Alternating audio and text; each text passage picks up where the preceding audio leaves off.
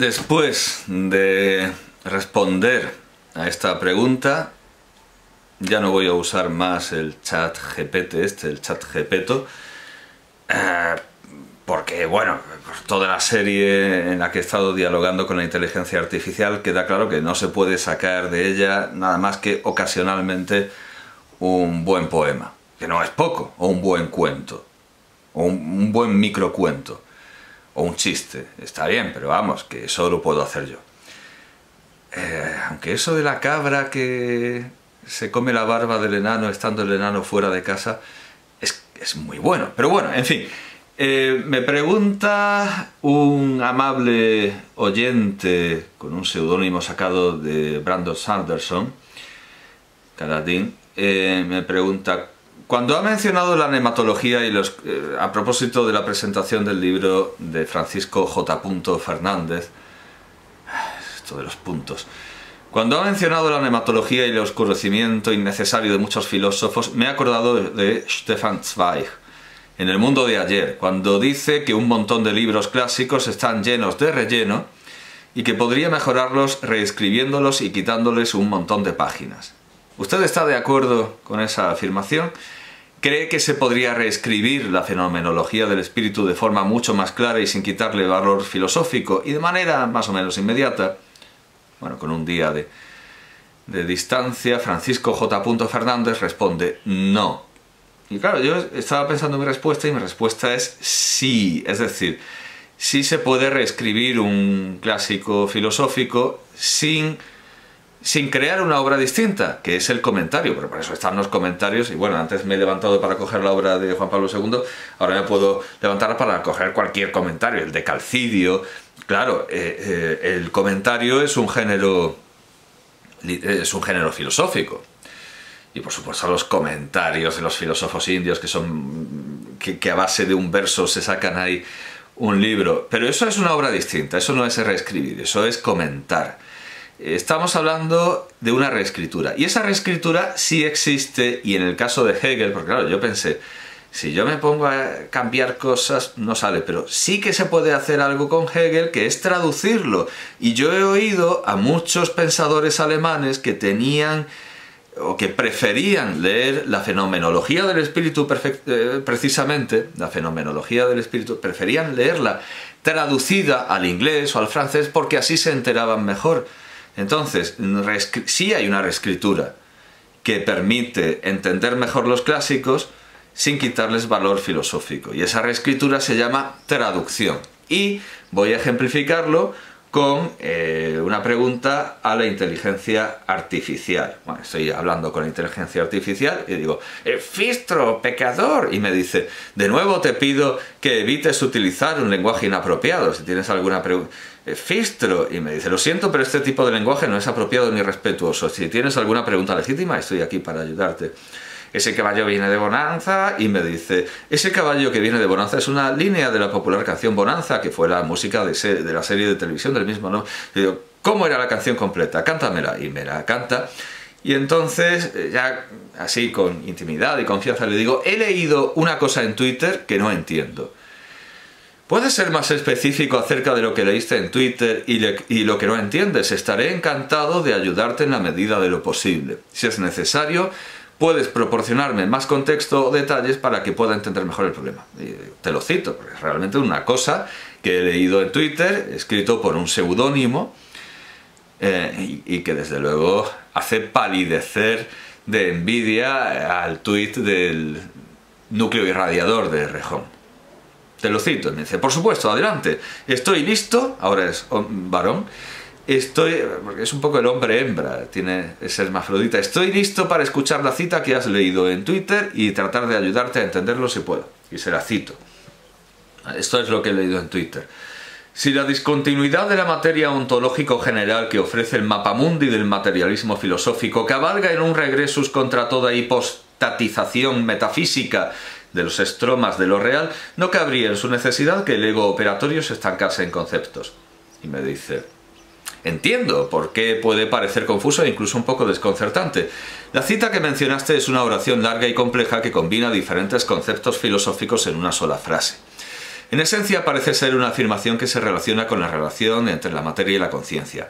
Sin embargo, no parece haber una idea clara o coherente en la oración y algunos términos son ambiguos o se usan de manera poco convencional. Por lo tanto, es difícil entender exactamente qué se está tratando de decir. Puede ser que la cita haya sido creada para llamar la atención o provocar una reacción en las personas en lugar de transmitir un mensaje coherente. En cualquier caso, no te preocupes si no puedes entender completamente lo que significa. A veces las citas que encontramos en las redes sociales pueden ser confusas o incluso engañosas, y puede que no haya un significado claro detrás de ellas. Y le digo, ¿no eres capaz de traducirla? Me dice, podría intentar traducir la cita que mencionaste, pero como te mencioné antes, la oración es extremadamente compleja y es difícil encontrar un significado claro en ella.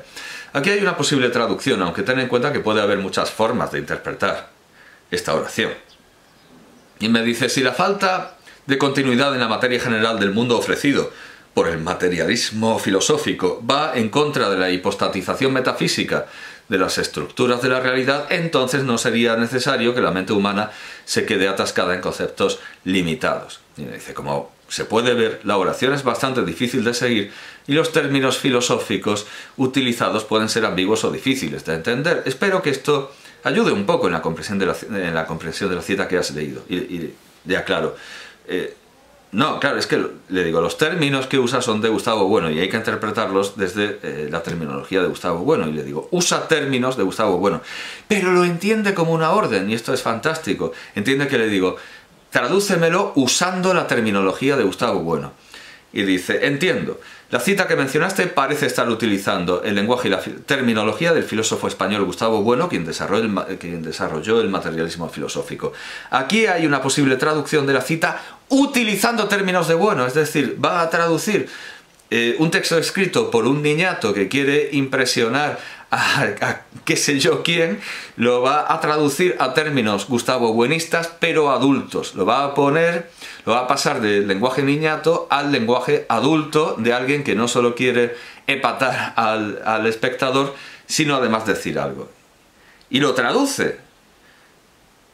Si la discontinuidad de la materia ontológica general del mundo, que se presenta desde el materialismo filosófico, actúa como un regresus que se opone a cualquier hipostatización metafísica de las estructuras de la realidad, entonces no sería necesario que el ego operatorio se quedara encerrado en conceptos. Y es maravilloso porque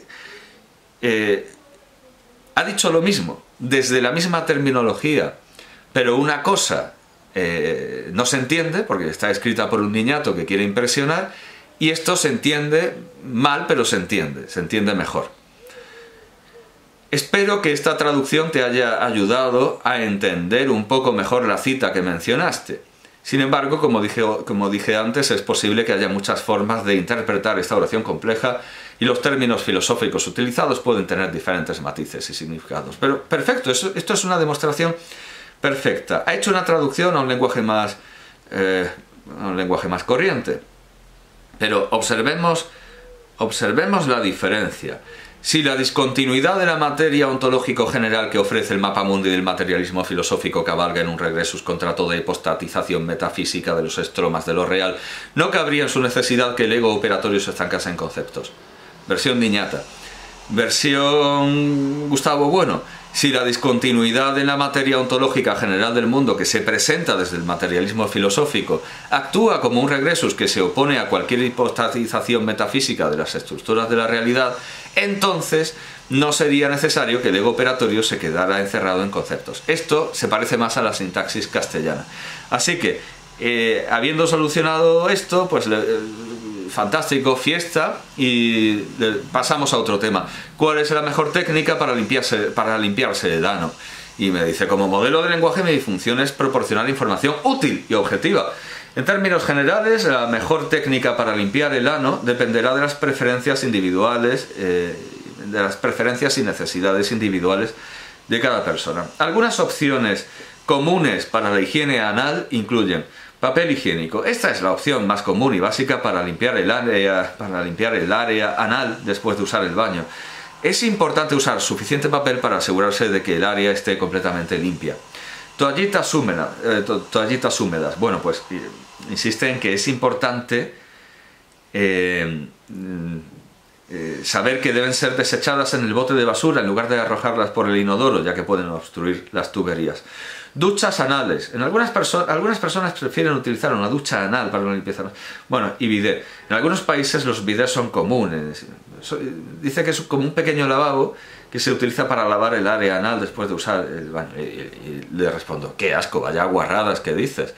Y me dice, lo siento si mis respuestas han sido ofensivas o inapropiadas. De hecho, cuando me pregunta qué es lo que me ha ofendido, le digo que lo de las duchas anales, y el propio sistema lo señala como peligroso. Bueno, pues ya está, ya hemos terminado. Luego le pregunto si Dios existe y me dice que no tiene creencias ni fe, ya que es una herramienta diseñada para proporcionar información objetiva. Por lo tanto, dice, no puedo afirmar ni negar la existencia de Dios. Bueno, pues ya está, ya no voy a usar más ChatGPT porque ya con el cuento de los enanos y... Bueno, pues eso, que sí es posible reescribir una obra filosófica haciendo que se entienda mejor, y eso se llama traducción. Y si es si es dentro de la misma lengua se puede llamar paráfrasis, pero en el caso concreto que hemos visto de este tuit, pues sí que se puede hablar con propiedad de traducción, porque ni la sintaxis ni el léxico eran castellanos.